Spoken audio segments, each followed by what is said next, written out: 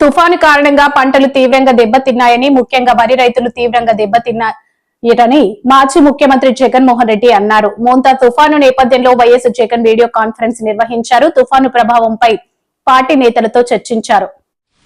రైతుల మీద మాత్రం దీని ప్రభావం చాలా సివియర్ గాను, సీరియస్ గాను దీని ప్రభావం చోటు చేసుకుంది. ఎందుకంటే పంట బాగా పొట్టకొచ్చిన సమయంలో జరిగిన కురిసిన ఈ వర్షాల వల్ల పంట నేల ఒరిగింది. ఆ నేల ఒరిగిన ఆ పంటను నీళ్ళల్లో తడవడం వల్ల మళ్ళీ అది పైకి లేయడం అన్నది కూడా కష్టమైన పరిస్థితుల మధ్య, తాళ్ళు ఎక్కువ వచ్చే పరిస్థితుల మధ్య దిగుబడి తీవ్రంగా తగ్గే పరిస్థితి వల్ల రైతు తీవ్రంగా నష్టపోయిన పరిస్థితులు ఎక్కువగా కనిపిస్తూ ఉన్నాయి. శ్రీకాకుళం నుంచి మొదలెడితే దాదాపుగా నెల్లూరు దాకా కూడా, ఇంకా నెల్లూరు నుంచి కూడా కాస్త ముందుకు కూడా ఈ ప్రభావం కనిపిస్తూ ఉంది. కర్నూలు, కడప, అన్నమయ్య జిల్లాలు, చిత్తూరు జిల్లా, ఉమ్మడి చిత్తూరు జిల్లాలో కూడా, కర్నూలు, నెల్లూరు ప్రాంతంలో కూడా ఈ ప్రభావం కూడా కనిపించింది.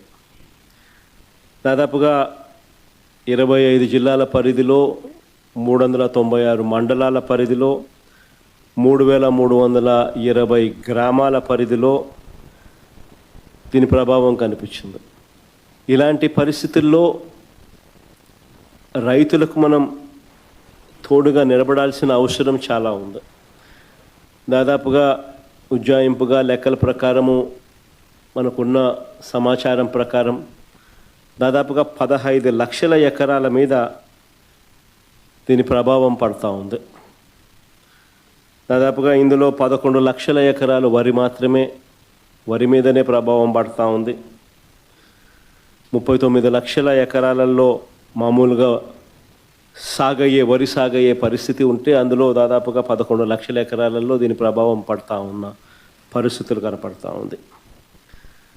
దాదాపుగా 1,15,000 ఎకరాలకు సంబంధించి పత్తి, దాదాపుగా మరో 1,15,000 ఎకరాలకు సంబంధించి వేరుశనగ, మరో 2 లక్షల ఎకరాలకు సంబంధించిన మొక్కజొన్న, మరో దాదాపుగా 2 లక్షల ఎకరాలకు సంబంధించిన హార్టికల్చర్ పంటల మీద తీవ్రమైన ప్రభావం, దాదాపుగా 15 లక్షల ఎకరాల మొత్తం మీద తీవ్రమైన ప్రభావం కనిపిస్తూ ఉంది.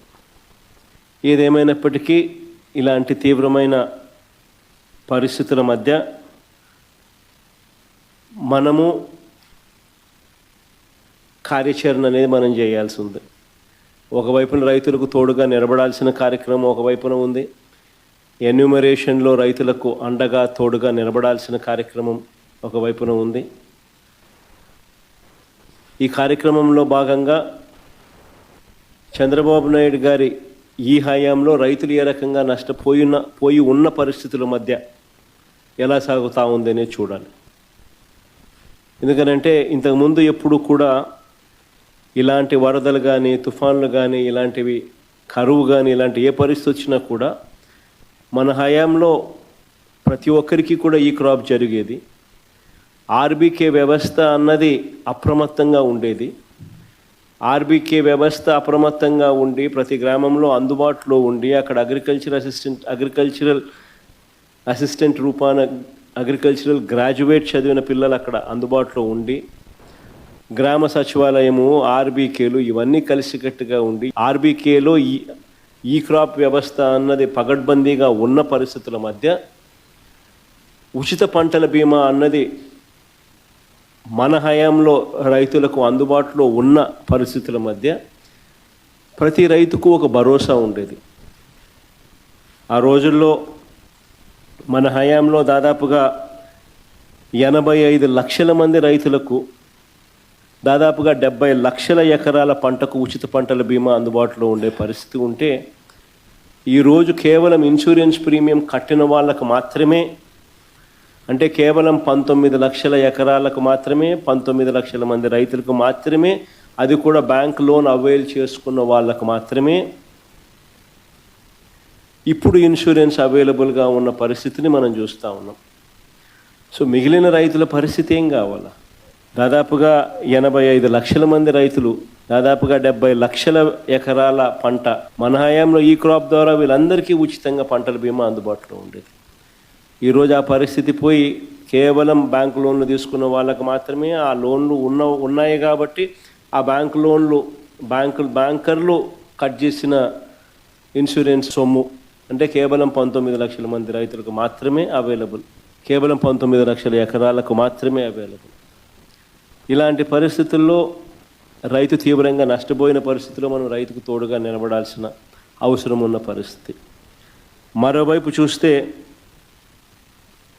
ఇన్పుట్ సబ్సిడీ అన్నది ఈ ప్రభుత్వ హయాంలో అసలు వాస్తవం ఏమిటి అని చెప్పి చూస్తే ఈ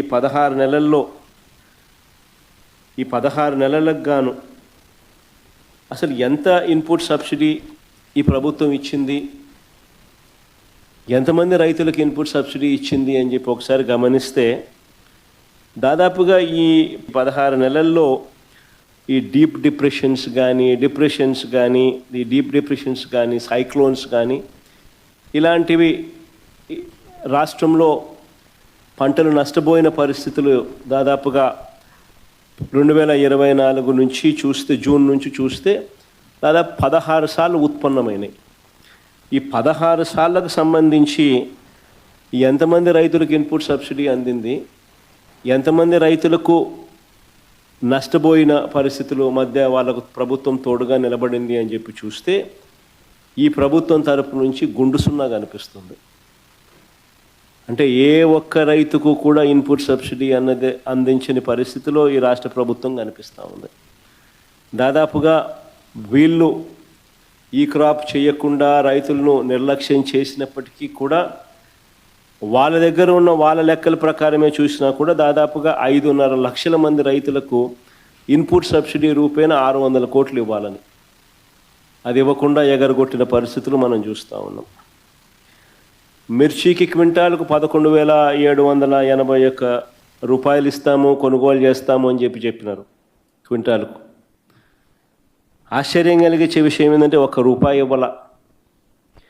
పొగాకు కొనుగోలు చేస్తామన్నారు, ఎక్కడ దిక్కు దానికి కూడా పొగాకు కొనుగోలుకు కూడా ఎక్కడ కూడా చేసిన పుణ్యం కట్టుకోలేదు. మామిడికి ₹12 కొనుగోలు చేస్తామన్నారు కిలోకు, ఒక రైతుకు మంచి చేయలేదు. ఉల్లికి క్వింటాలకు 1200తో కొనుగోలు చేస్తామని చెప్పినారు, చేతులు ఎత్తేసారు. తర్వాత హెక్టారుకు 50,000 ఇస్తామన్నారు, అది ఇచ్చిన పుణ్యం కూడా వీళ్ళు కట్టుకోలేదు ఎప్పుడు. సో అన్ని రకాల కూడా ఈ క్రాప్ అన్నది నీరుగార్చేశారు, ఆర్బీకేలు అన్నది నిర్వీర్యం చేసేశారు. ఇన్పుట్ సబ్సిడీ ఇచ్చే కార్యక్రమాలు పట్టించుకున్న పరిస్థితుల్లో లేవు. ఉచిత పంటల బీమా ఎత్తేసినారు. ఏ పంటకు కూడా గిట్టుబాటు ధరలు రాని పరిస్థితిలో రైతు తీవ్రంగా ఈ 17 నెలలు చంద్రబాబు నాయుడు గారి పాలనలో నష్టపోయిన పరిస్థితులు మనం చూస్తూ ఉన్నాం. ఇవన్నీ మ్యాన్మేడ్ కెలామిటీస్. నిజంగా ఉచిత పంటల బీమా చూస్తే మన హయాంలో అప్పట్లో దాదాపుగా గమనించినట్టయితే మన హయాంలో 7,800 కోట్ల రూపాయలు ఉచిత పంటల బీమా కింద మనమే ప్రభుత్వం తరపునే మనమే